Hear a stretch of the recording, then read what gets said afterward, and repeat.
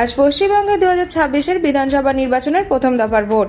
মূলত উত্তরবঙ্গ ও পশ্চিমের অঞ্চলের জেলাগুলিতে আজকে ভোট এবং এর মধ্যেই নানা জায়গা থেকে নানা অশান্তির ছবি উঠে আসছে।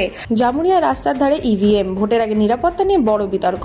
ভোটের আগে পশ্চিম বর্ধমানে জামুরিয়ার ইভিএম ঘিরে তুমুল বিতর্ক। অভিযোগ, রাস্তার ধারে দাঁড়িয়ে থাকা একটি গাড়ি থেকে উদ্ধার হয় একাধিক ইভিএম। গাড়িতে লেখা ছিল on election duty Jamuria AC 279।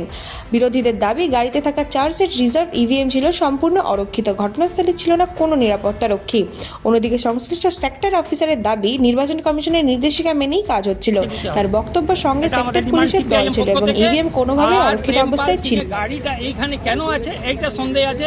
একটু হোটেলে জিজ্ঞেস করতে বলছি আপনাদেরকে, প্রেসকে, যে উনি ভিতরে কি করছেন।